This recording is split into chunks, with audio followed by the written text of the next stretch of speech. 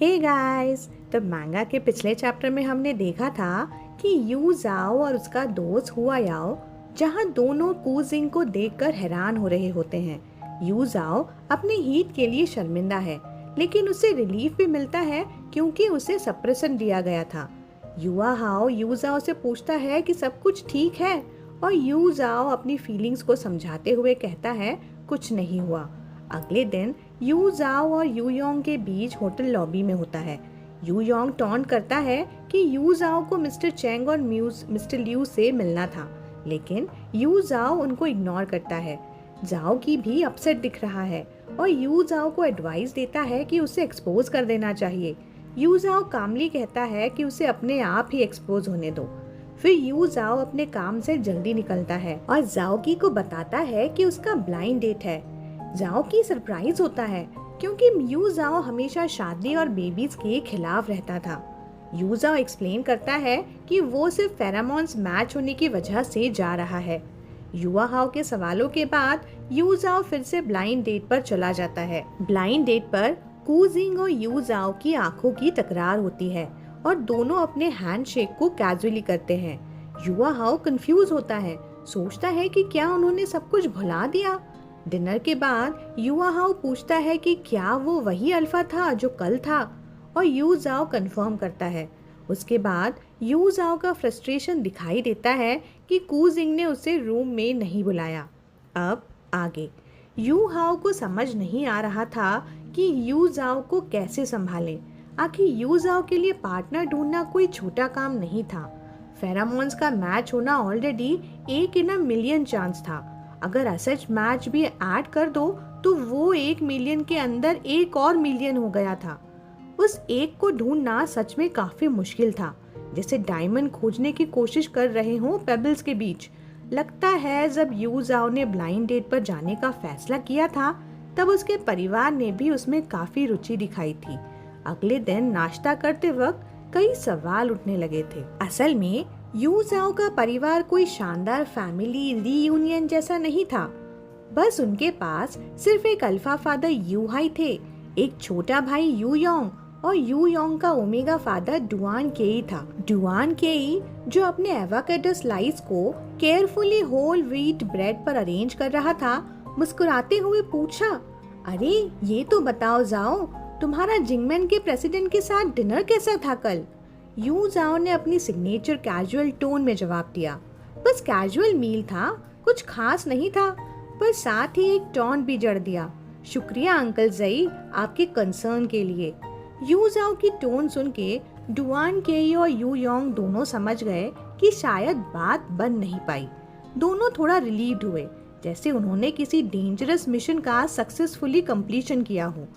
You Yong जो अपने जज्बात छुपा नहीं पाता था, अपनी खुशी को छुपाने की कोशिश नहीं कर पाया और बोला, डैड आपको पता नहीं, बड़े भाई के लिए किसी को ढूंढना इतना आसान नहीं है।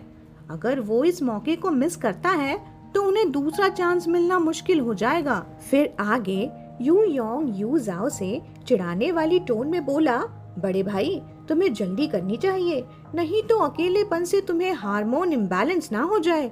उनके डैड यू हाई ने अपनी भौहें चढ़ाते हुए एक सख्त टोन में कहा, क्या बकवास कर रहे हो? यू योंग अपने फादर की डांट खाने के बाद थोड़ा रुक गया, फिर बोला, मैं तो बस अपने भाई की फिक्र कर रहा हूँ। यू हाई ने फिर डांट वाली टोन में कहा, एक अल्फा को अल्फा की तरह बोलना चाहिए, ना कि ओमेगास की तरफ गॉसिप करना चाहिए। यू योंग अब दोबारा डैड की डांट खाकर अपना मुंह सिल देता है, मतलब चुप हो जाता है। अब बारी थी डुआन केई की, मतलब यू जाओ के स्टेप फादर की। उन्होंने कहा, वो भी डांट लगाने वाले अंदाज में, वैसे वो डांट कम और आग में घी ज्यादा डाल रहा था। योंग तुम भी वैसे ही हो, क्या ऐसे बात करते हैं? सिर्फ तुम्हारे पापा और भाई को ही नहीं, मुझे भी अच्छा नहीं लगा। पार्टनर ढूंढना इतना मुश्किल क्यों होना चाहिए? दुनिया भर में बिलियंस लोग हैं। अगर तुम आज किसी को ढूंढ भी लेते हो, इसका मतलब ये नहीं कि तुम्हें उन्हें कमिटमेंट देना ही है। तुम्हें देखो, अब तुम तो कई अमीर ओमेगा कैंडिडेट्स को एक साथ कंसिडर कर रहे हो। आखिर जिंदगी भर का कमिटमेंट कोई बच्चों का खेल थोड़े ही है। इस डिसीजन को धीरे धीरे लेना चाहिए और इसमें जल्दी नहीं करनी चाहिए। इस पर यू योंग फिर यू जाओ पर टॉन्ट करता हुआ बोलता है, हाँ सही कहा फादर, ऐसे ओमेगा से केयरफुल रहना चाहिए। ये दोनों माँ बेटे भी ना बिल्कुल इंडियन सीरियल्स की याद दिला रहे हैं। दोनों की ऐसी मिली भगत को देखकर यू जाओ का तो मूड ही ऑफ हो गया। उनकी बातें भी यू जाओ को समझ में आईं। ये बिल्कुल दिख रहा था कि यू योंग काफी लकी था यू जाओ से। उसके फेरामोन्स आसानी से मैच हो जाते थे, वो भी अच्छे बैकग्राउंड वाले परिवार के साथ। अमीर पार्टनर ढूंढना उसके लिए आसान था। अभी जैसे वो कई अमीर जादों में ओमेगास को सिलेक्ट कर रहा था। यू जाओ जब फादर और सन की बातें सुन रहा था, उसका मन उदास हो गया और उसने जल्दी से नाश्ता खत्म किया और अपने ब्रीफकेस के साथ काम पे निकल गया। जब यू जाओ काम पे जाने के लिए कार में था, उसने युआ हाउ को एक मैसेज किया कि वो कू जिंग के बारे में चेक करे। युआ हाउ जो बेचारा अभी अभी शॉवर लेके आया था, मैसेज देख के तो बौरा ही गया। चेक करूं? किसके लिए चेक करूं? यू जाओ ने ऐसा जवाब दिया जो युआ हाउ ने तो कभी सपने में भी नहीं सोचा होगा। मैं उसे पटाना चाहता हूँ। युआ हाउ को जबरदस्त बिजली का शॉक लगा। खींचते हुए बोला, तुम उसे पटाना चाहते हो? सच में? तुम सीरियस हो? जितना तेज युआ हाउ चीखा था, यू जाओ उतने ही शांत स्वर में बोला, बिल्कुल। यू योंग की बातें तीखी जरूर थी, पर अपनी जगह सही थी। उसके पास सच में वक्त कम था, और अगर यू योंग एक अमीर परिवार का दामाद को ढूंढ लेगा तो उसे कम्पीट करना और भी मुश्किल हो जाएगा उसके लिए। लेकिन तभी याओ ने एक काउंटर क्वेश्चन किया, पर जाओ, तुमने अपनी जिंदगी में किसी को परस्यू किया है कभी? किया हो तो किया हो, पर क्या वो सक्सेसफुल रहा? एक कूजिंग जैसा अल्फा, उससे क्या सूटर्स की कमी होगी? यू जाओ ने जवाब दिया थोड़ी इरिटेशन के साथ, हो सकता है वो मेरे तरह किसी बंदे का इंतजार कर रहा हो उसे परस्यू करने के लिए। बेचारा याओ मान ही जाता है, आखिर दोस्त जो है। लग जाता है काम पे। जल्दी ही याओ ने यू जाओ को फोन किया और उसे चिढ़ाते हुए बोला, वो तुम्हारा कूजिंग जो था ना, कल तुम्हें देखने के बाद सीधा फ्लाइट लेके यूनाइटेड स्टेट्स चला गया। याओ ने मजाक उड़ाते हुए और ऐड किया, तुमने तो लगता है उसे डरा ही दिया। तुम्हारे साथ 1 मील लेने के बाद सीधा पैसिफिक पार कर भाग गया। कोई बड़ी बात नहीं, अब पैसिफिक इतना बड़ा भी तो नहीं है, मैं भी उसे पार कर सकता हूँ। यू जाओ ने जवाब दिया, बिल्कुल कूल और कॉन्फिडेंट टोन में। इसके बाद सीन शिफ्ट होता है सपनों से सुंदर शहर न्यूयॉर्क में। यू जाओ को पता था कि 1 मील के बाद किसी को चेस करने के लिए दूसरे देश जाना किसी के लिए भी एडवर्टाइज करने वाली बात तो थी नहीं। इसीलिए उसने बिजनेस का एक्सक्यूज के साथ अपनी फ्लाइट बुक की। आखिर उनके यूनाइटेड स्टेट में सब्सिडरीज और पार्टनर्स भी तो थे। यू योंग अभी अपने बिजनेस को हैंडल कर रहा था, जो अभी अभी उसने यू जाओ से छीन लिया था। इसलिए उसके पास भी टाइम नहीं था ये समझने का कि यू जाओ क्यों यूनाइटेड स्टेट्स जा रहा था। आखिर यू जाओ हमेशा एक ग्लोब ट्रॉटलिंग बिजनेसमैन था, जो अपने क्लाइंट्स को चेस करते करते दुनिया के कोने कोने के चक्कर लगाता ही रहता था। न्यूयॉर्क पहुंचने पर यू जाओ ने तुरंत वो होटल ढूंढ लिया जहां कूजिंग रुक रहा था। लेकिन कूजिंग होटल में नहीं था, वो एक बिजनेस मीटिंग में था। मीटिंग खत्म करने के बाद कूजिंग अपनी ऑफिस बिल्डिंग से निकला और रास्ते पर चलता हुआ अपनी आंखों से एक फैमिलियर फिगर को देखने लगा, यू जाओ और युआ हाउ को। कूजिंग ने अपनी आंखों को सिकोड़कर सोचा, ये यू जाओ कब तक पीछे नहीं हटेगा। यू जाओ ने कूजिंग को देखकर अपने यूजुअल अलूफ एक्सप्रेशन को बनाए रखा और कहा, ओह तुम हो। कूजिंग ने भी मुस्कुराते हुए हैंडशेक किया। क्या कोइंसिडेंस है मिस्टर झाओ? हाँ, यू जाओ ने रूफ टॉप की तरफ इशारा किया। हमारी कंपनी का ऑफिस भी यही है। अच्छा, कूजिंग ने बिल्कुल बिजनेस वाली स्माइल के साथ कहा। यू जाओ ने भी नॉट करते हुए कहा, जब टाइम मिले तो बात कर सकते हैं। ये कहकर यू जाओ और युआ हाउ ऑफिस बिल्डिंग में घुस गए और अपनी सब्सिडरी के फ्लोर तक जाने वाली एलिवेटर में चले गए। कूजिंग को ज्यादा शक नहीं हुआ क्योंकि यू जाओ सच में इंडिफरेंट लग रहा था। शायद कोई और प्लान हो उसका, कू जिंग ने अपने आप से कहा। याओ ने झाओ के ऐसे बर्ताव को देखकर सरप्राइज होते हुए पूछा, तुम उससे और बात नहीं करना चाहोगे? ज्यादा बातें करना थोड़ा आर्टिफिशियल लगता है, झाओ ने कहा। जो लोग जेन्युइनली बिजनेस ट्रिप पर होते हैं उनके पास टाइम नहीं होता सड़क पर किसी चांस एनकाउंटर से ऐसे कैजुअली बात करने का। याओ ने उसे टीज करते हुए कहा, तुम्हें ये भी पता है कि किसी को परस्यू करने के लिए फील्ड चांस एनकाउंटर होना चाहिए, यानी जबरदस्ती बहाने से की गई मुलाकात। यू जाओ ने जवाब दिया, मुझे चांस एनकाउंटर्स के बारे में तो पता नहीं, लेकिन मुझे ये जरूर पता है कि क्लाइंट्स को जीतने के लिए उन्हें कैसे बहाने से मिलना है। उसका जवाब सुनकर बेचारा याओ थोड़ा सरप्राइज हो गया और उसे समझ नहीं आया कि झाओ को एक्सपीरियंस समझा जाए या फिर इनएक्सपीरियंस्ड। इसके पास तो पूरा प्लान है। याओ ने अपने आप से सोचा, या फिर ये सिर्फ बस लकी है।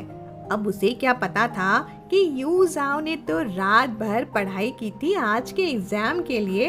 इधर सीन शिफ्ट होता है कू जिंग पर, एक डिनर पार्टी के सीन में, जहां हम देखते हैं कि हमारा हीरो कू जिंग पार्टी एंजॉय कर रहा था और जहां उसका बेचारा सेक्रेटरी के चेहरे पर 12 बजे हुए थे। वो सोचता है, पता नहीं क्या खा के पैदा हुआ है ये कू जिंग, कितना टाइम से लगातार काम किए ही जा रहा है, फिर भी देखो इसमें कितनी एनर्जी है। ये एक स्मॉल सी पार्टी को भी अटेंड करने के लिए आ गया। उसके हिसाब से मिस्टर कू के साथ काम करते हुए उसे तो जेट लैग का भी मतलब ही समझ में नहीं आता। मिस्टर कू का तो अपना ही एक अलग टाइम जोन है। कू जिंग एक बहुत ही बिजी इंसान था और ये कोई बड़ा चढ़ाकर की गई बात नहीं थी। वो लोग टोक्यो टाइम, लंदन टाइम और न्यूयॉर्क टाइम के हिसाब से काम करते थे। बस जहां उन्हें जाना होता था उसी टाइम जोन के हो जाते थे। अगर किसी दिन वो मार्क्स पर भी चले जाते तो उसके टाइम के जोन के हिसाब से उस टाइम को भी फॉलो कर लेते।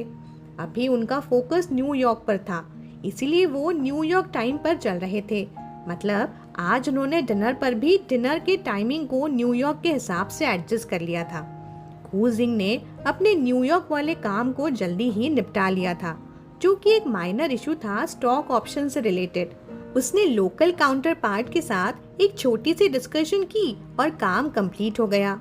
उनके बिजनेस पार्टनर्स ने उन्हें एक डिनर पार्टी में बुलाया और उन्होंने नेचुरली इनविटेशन को एक्सेप्ट भी कर लिया।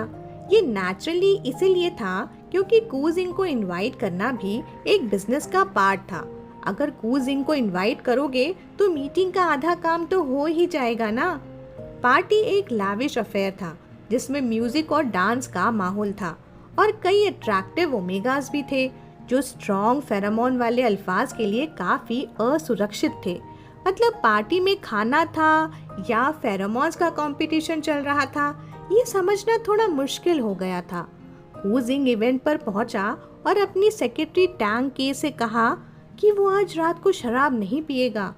टैंग के ने भी एक समझदार सेक्रेटरी की तरह सर हिला दिया। एक सर्वर से शैंपेन का ग्लास लिया, उसमें से शैंपेन निकाल दी और उसमें पियर टी भर दी। टी शैंपेन जैसे ही दिख रही थी और कोई फर्क नहीं पहचान सकता था। ये भी क्या कोई बिजनेस का फॉर्मूला है? टैंग के ने सोचा। शैंपेन का टेस्ट विदाउट द हेडेक। कू जिंग एक कॉन्शियस इंसान था, खास तौर पे अपनी प्राइवेट सोशल इंटरेक्शन में।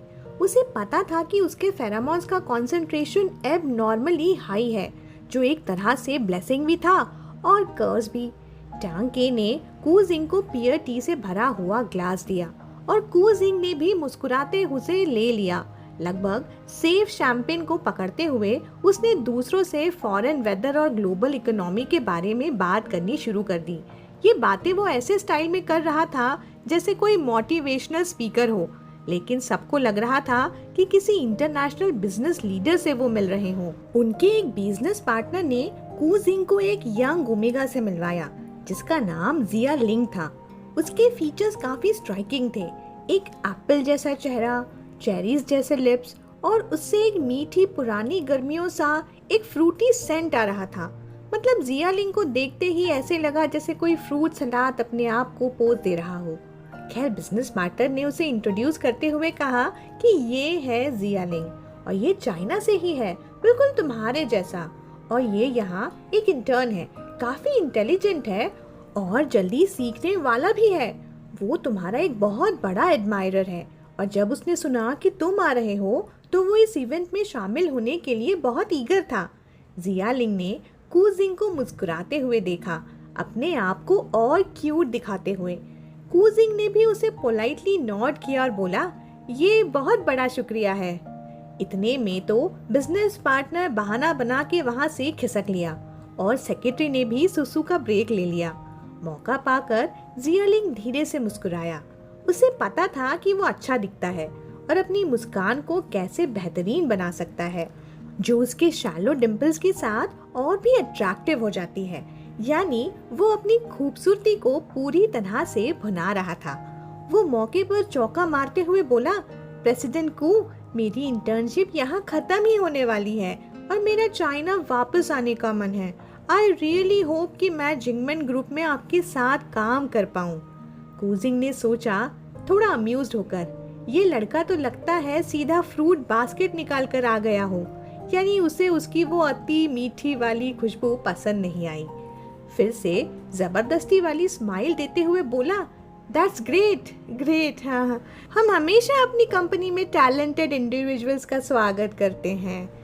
जियालिंग ने उसे सिड्यूस करने वाली निगाहों से देखते हुए कहा, ऐसा बहुत कुछ है जिसके बारे में मैं ज्यादा नहीं जानता। आई होप प्रेसिडेंट कू मुझे उसे समझाने में मदद करेंगे। कूजिंग ने अपनी पियर टी का लास्ट सिप लेते हुए जबरदस्ती वाला हाँ बोला। कूजिंग का टी का ग्लास खाली हो गया था, लेकिन टांग के रेस्टरूम गया था।